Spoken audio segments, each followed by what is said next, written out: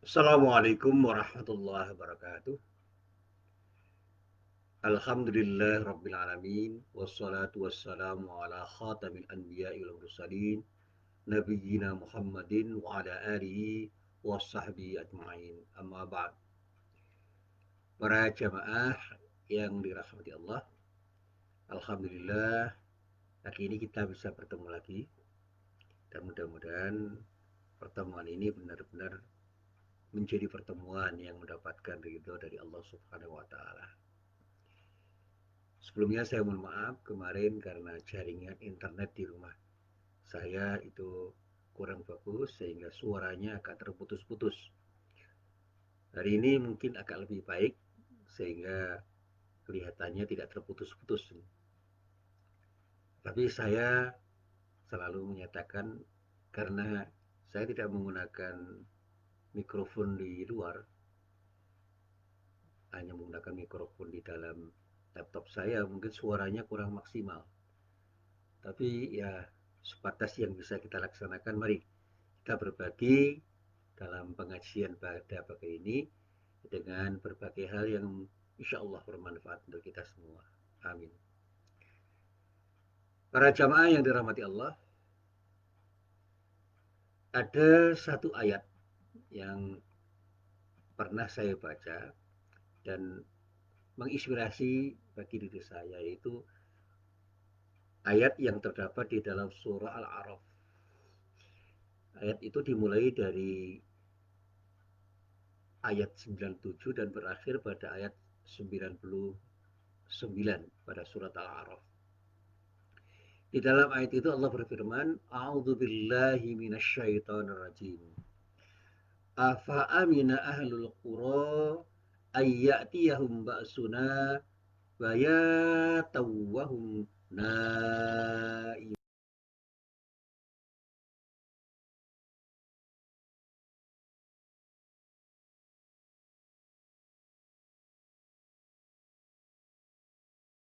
Afa aminu makrallahi fala ya'manu makrallahi illal qaumul khasirun. Dalam terjemah yang saya baca di kitab suci Al-Quran terjemah Departemen Agama dinyatakan, maka apakah penduduk negeri-negeri itu merasa aman dari kedatangan siksaan kami kepada mereka di malam hari di waktu mereka sedang tidur? Atau apakah penduduk negeri-negeri itu merasa aman dari kedatangan siksa kami kepada mereka di waktu matahari sepenggalahan naik ketika mereka sedang bermain? Maka apakah mereka merasa aman dari azab Allah yang tidak terduga-duga? Tiada yang merasa aman dari azab Allah kecuali orang-orang yang merugi.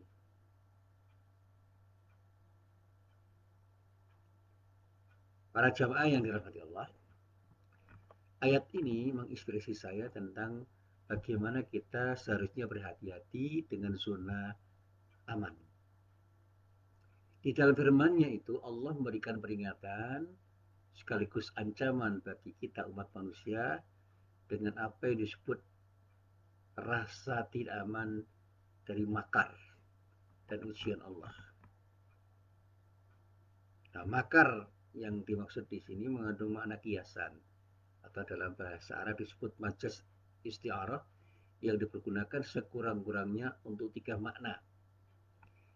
Yang pertama, makar dalam arti pembalasan yang serupa yang disebut musyakalah, yaitu tindakan Allah untuk mengagalkan rencana jahat yang dilakukan oleh orang-orang kafir. Seperti yang terjadi pada kasus Nabi Isa alaihissalam dan Nabi Muhammad sallallahu alaihi wasallam. Yang kedua, makar dalam arti pembiaran Allah dalam sementara waktu kepada para pelaku kejahatan untuk tetap menikmati hidup dan bersenang-senang dalam kesesatan yang disebut istidraj, sehingga mereka semakin membabi buta sampai tiba waktunya Allah mengutuk dan mengadab mereka secara tiba-tiba dan tanpa disangka-sangka. Yang ketiga, maka dalam arti tindakan Allah untuk menghukum dan mengadab orang-orang yang suka berbuat jahat. Sehingga ada ayat 99 dikatakan, afa aminu makrallah fala ya'manu makrallahi illal qaumul khasirun. Maka apakah mereka merasa aman dari azab Allah yang tidak terduga-duga?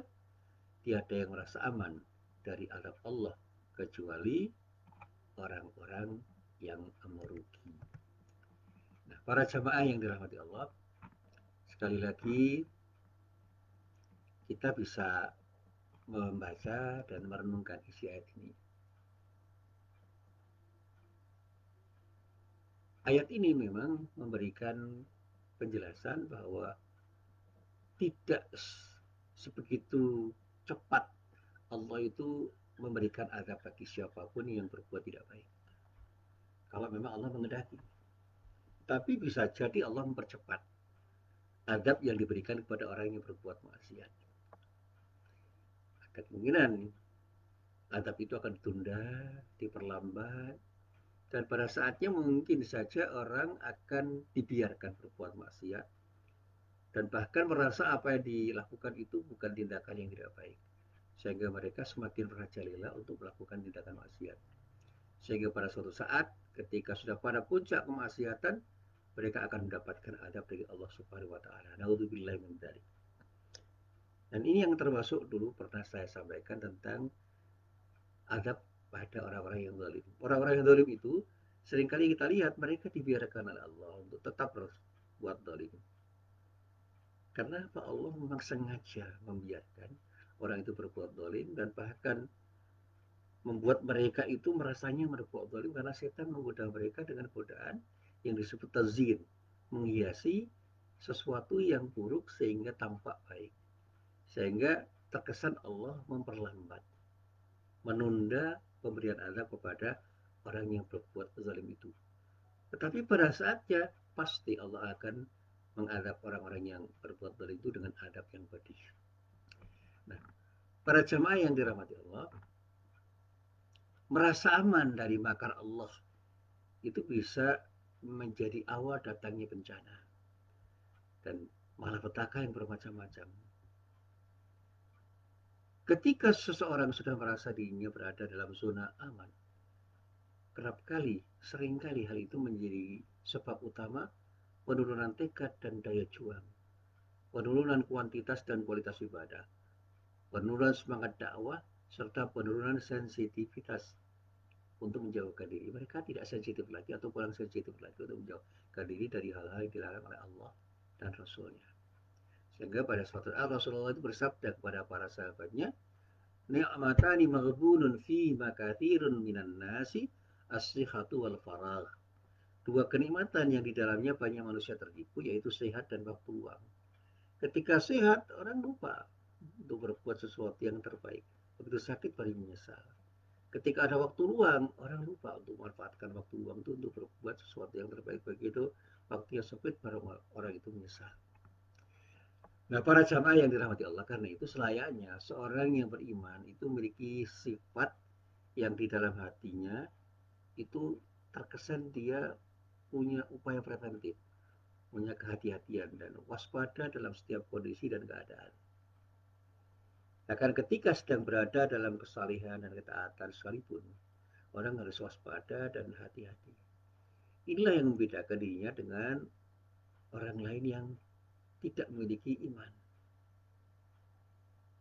Hasan al-Basri misalnya pernah mengatakan begini, seorang mukmin itu melaksanakan ketaatan dalam kondisi takut dan cemas.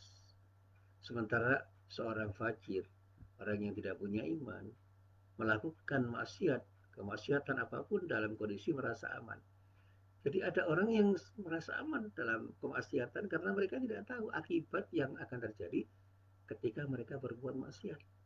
Nah, tapi ketika orang mukmin itu sudah berbuat sesuatu yang berupa ketaatan kepada Allah dan Rasulnya masih takut dan cemas karena khawatir jangan-jangan apa yang dilakukannya itu tidak diterima oleh Allah Subhanahu wa taala, sehingga dia selalu berhati-hati untuk selalu menjaga diri agar apa yang dilakukan itu benar-benar menjadi sesuatu yang berkemungkinan mendapatkan ridho dari Allah Subhanahu wa taala. Para jamaah yang dirahmati Allah, seorang yang beriman meskipun telah melakukan berbagai macam amal soleh dan ketaatan, tetap saja tidak merasa puas dengan amal solehnya itu.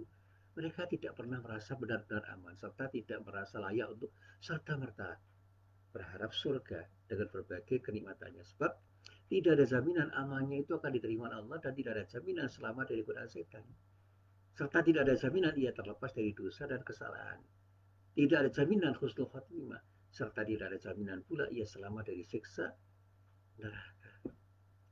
Yang diharapkan oleh seorang beriman hanyalah rahmat, ampunan, dan pertolongan dari Allah, disertai keinginan untuk terus beramal sekuat kemampuan dirinya untuk mendapatkan ridho dari Allah Subhanahu wa taala. Itulah yang dikatakan oleh para ulama sebagai buah dan hasil dari sebuah proses tarbiyah, proses pendidikan dan pembinaan yang panjang dan penting. Tarbiyah atau pendidikan yang dialami oleh seorang yang beriman untuk senantiasa berada di dalam rasa khauf, takut, dan harap, punya harap-harap cemas. Di satu sisi ia merasa takut kepada siksaan Allah, dan pada satu saat dia berharap mendapatkan rahmat dari Allah. Karena ketakutan, karena khawatiran terhadap adab Allah, dia selalu ingin menjauhi maksiat dan dosa-dosa sekecil apapun.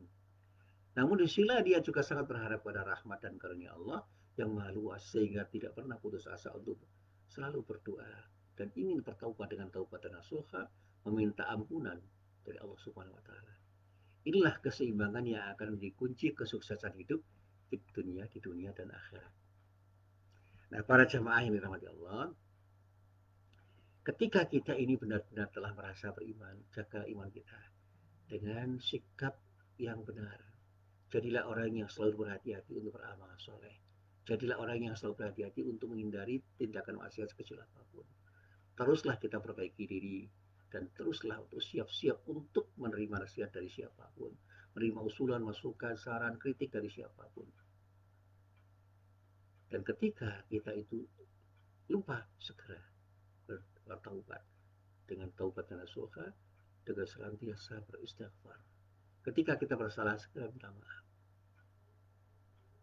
Jika orang itu berkubang dalam kealpaan tanpa memperbaiki diri atau senantiasa sibuk melakukan kritik dan kecaman pada orang lain dan lupa untuk mengkritik diri sendiri, ini akan menjadikan diri kita itu menjadi orang yang merasa nyaman karena sudah merasa baik. Kita akan lupa pada aib dan cacat diri sendiri, dan bermakna kita sedang menikmati zona aman yang membuat kita terlena. Nah, para jamaah yang dirahmati Allah, saya ingin memberikan ilustrasi yang sederhana begini.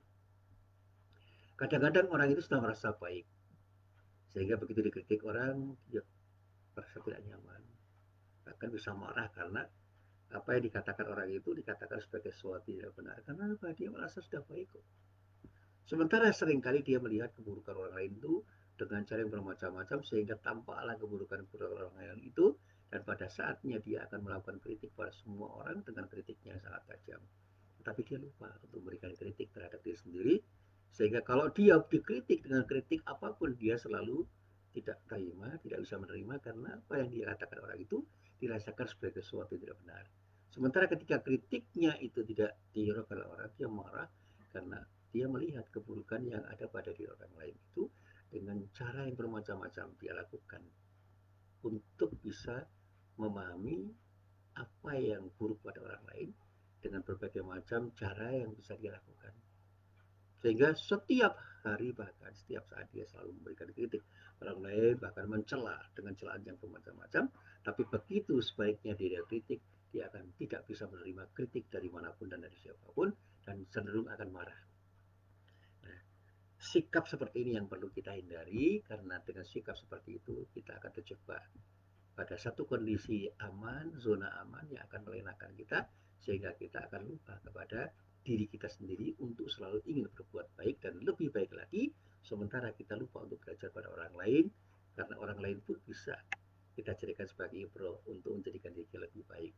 Jadilah orang yang selalu bisa melihat kebaikan orang lain dengan sebaik-baiknya, seperti ketika kita bisa melihat keburukan-keburukan mereka.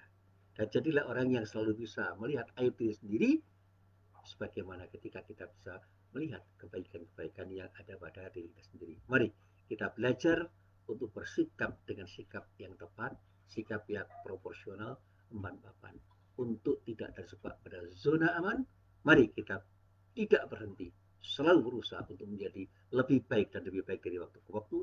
Tinggalkan semua keburukan sekecil apapun dan lakukan kebaikan sebesar-besarnya, sehingga kita bisa berharap akan mendapatkan rahmat dari Allah dan maghfirah. Dan pada saatnya insya Allah di surga kita akan bisa berjumpa, karena kita mendapatkan balasan yang terbaik dari Allah, karena maghfirah dan rahmat dari Allah Subhanahu wa Ta'ala. Para jamaah yang dirahmati Allah, inilah apa yang bisa saya sampaikan dalam pengajian pagi hari ini. Mudah-mudahan bermanfaat. Billahi taufiq wal hidayah. Wassalamualaikum warahmatullahi wabarakatuh.